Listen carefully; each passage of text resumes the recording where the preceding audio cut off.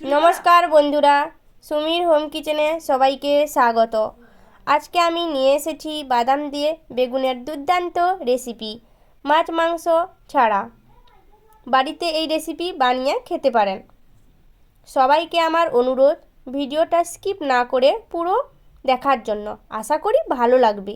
আমার ভিডিও ভালো লাগলে লাইক, শেয়ার, কমেন্ট, সাবস্ক্রাইব করে পাশে থাকবেন। নতুন নতুন ভিডিও পেতে আমার চ্যানেলে প্রতিদিন কমেন্ট করে যাবেন। চলো শুরু করা যাক। বাদামগুলোকে হালকা আঁচে ভেজে নেওয়া হলো। তারপর বেগুনগুলো গোল গোল করে কেটে নেবেন। বেগুনগুলো কাটা হয়ে গেলে তার উপর থেকে 1 চামচ মতো হলুদ, নুন 1 চামচ, লঙ্কার গুঁড়ো 1 চামচ ভালো করে মাখিয়ে তেল গরম হয়ে গেলে বেগুনগুলোকে ভালো করে হলুদ নুন মাখিয়ে এক এক করে উপর থেকে ছেড়ে দেবেন। বেশি আবার ছাড়বেন না, একটা দুটো করে ছাড়বেন যাতে ভালো করে ভাজা হয় লাল লাল করে। আস্তে আস্তে লাল লাল করে ভাজা হয়ে গেলে তারপর নিয়ে নেবেন, একটা প্লেটে ভালো করে সাজিয়ে রেখে দেবেন।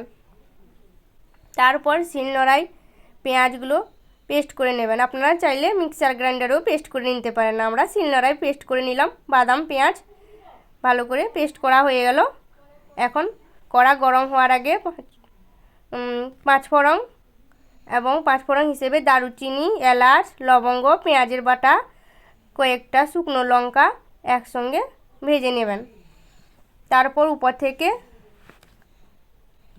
রসুনের কুচি করা কয়েকটা রসুনের কুচি করাগুলো সেগুলা দিয়ে দেবেন। তার উপর বাদামের পেস্টগুলো ছড়িয়ে দেবেন উপর থেকে। নাড়তে থাকবেন আস্তে আস্তে করে। তার উপর হলুদ 1 চামচ হলুদ, গরম মশলা, জিরে গুঁড়ো, লঙ্কার গুঁড়ো দিয়ে দেওয়া হলো। একটু কড়াইতে লেগে লেগে এলে 1/2 কাপ মতো জল দিয়ে দেবেন। আস্তে আস্তে দেখবেন কালারটা অনেক সুন্দর চলে আসবে, তেল ছেড়ে যাবে। তারপর তেল ছাড়া হয়ে এলে আর একটু ঢাকা দিয়ে দেবেন যাতে রঙটা ভালো দেখতে লাগে। তারপর গোটা রসুন উপর থেকে গোটা রসুন, লঙ্কা, কাঁচা লঙ্কা উপরে দিয়ে দেবেন। কিছুক্ষণ নাড়িয়ে চাড়িয়ে উপর থেকে গরম মশলা 1 চামচ মতো দিয়ে তারপর 1/2 কাপ মতো জল। দেখুন বন্ধুরা কালারটা কত সুন্দর এসছে। এটা ইডলির সঙ্গেও খেতে বেশ দারুণ লাগে। এরপর এক এক করে আগে থেকে ভাজা বেগুনগুলো উপর থেকে ছড়িয়ে দেবেন।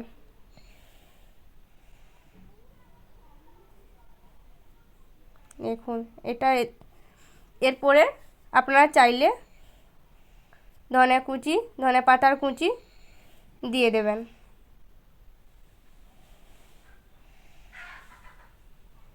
এখন উল্টিয়ে পাল্টে দেখুন উপর থেকে এখন ঢাকা খুলে উপর থেকে এখন ধনে কুচি দিয়ে দেওয়া হবে। দেখুন কত সুন্দর, গন্ধটাও খুব সুন্দর বেরিয়েছে। আপনারা বাড়িতে আরেকবার ট্রাই করে দেখতে পারেন। তৈরি হয়ে গেছে।